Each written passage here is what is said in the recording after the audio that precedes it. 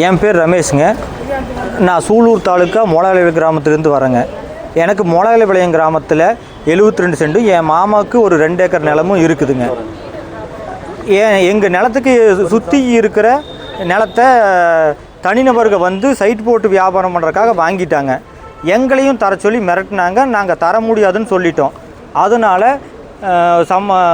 பக்கத்தில் இருக்கிற கோயில் கமிட்டிக்காரோட கை கொடுத்துட்டு அவங்களுக்கு வந்து பணம் கொடுத்துட்டு அந்த நிலத்தில் நாங்கள் காலமாக போயிட்டு அரசாங்க வரைபடத்தில் இருக்கிற யூடிஆர் பாதையை அழித்து உழுதுட்டு எங்கள் பூமிக்குள்ளே போகாமல் எங்களை போகாதவாறு கம்பி வேலி அமைச்சு தடை பண்ணியிருக்காங்க.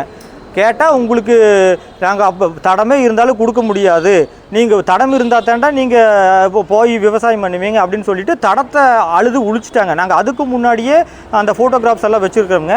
அதுக்கு முன்னாடியே சம்மந்தப்பட்ட கருமத்தம்பட்டி ஸ்டேஷனில் இன்ஸ்பெக்டர் கிட்ட சொன்னோம்ங்க, இந்த மாதிரி பிரச்சனை வரப்போகுது, இந்த மாதிரி எங்கள் பூமி சுற்றியும் கம்பி வேலி போட்டு அராஜகமாக மறிக்க பார்க்குறாங்க, அரசாங்க வரைபடத்தில் யூடிஆர் வரைபடத்தில் இருக்கிற தடத்தவே வந்து அழிக்கிறாங்கன்னு சொல்லி சொன்னோம்.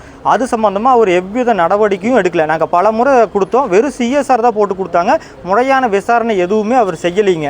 ஆனால் எதிர்த்தரப்புக்காரர் ஒரு டைம் புகார் கொடுத்ததுக்கே எங்கள் மேலே வந்து 13 எங்கள் குடும்ப நபர்கள் 13 பேருக்கு மேலே பொய்யான வழக்கு பதிவு பண்ணி பொய்யான வழக்கு உடனே பதிவு பண்ணி ஒரு தலைபட்சமாக நடக்கிறாருங்க. நாங்கள் அது சம்மந்தமாக கேட்டால் அவர் எங்களுக்கு சரியான முறையில் விசாரணை பண்ணுறது இல்லைங்க. அதுக்காக நாங்கள் இங்கே எஸ்பி ஆஃபீஸில் மனு கொடுக்க வந்திருக்கிறவங்க.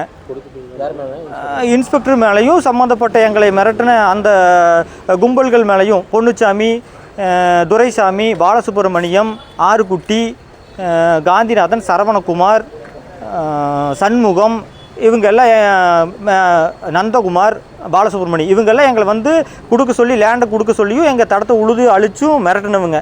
இவங்க எல்லாத்து மேலேயும் வந்து முறைப்படி எங்களுக்கு விசாரித்து நடவடிக்கை எடுக்கணும், எங்கள் மேலே நடவடிக்கை எடுத்த ஒரு தலைபட்சமாக எடுத்த நடவடிக்கை வந்து விளக்கணும் அப்படின்னு சொல்லிட்டு எஸ்பி சார் கிட்ட மனு கொடுக்க வந்திருக்கோங்க.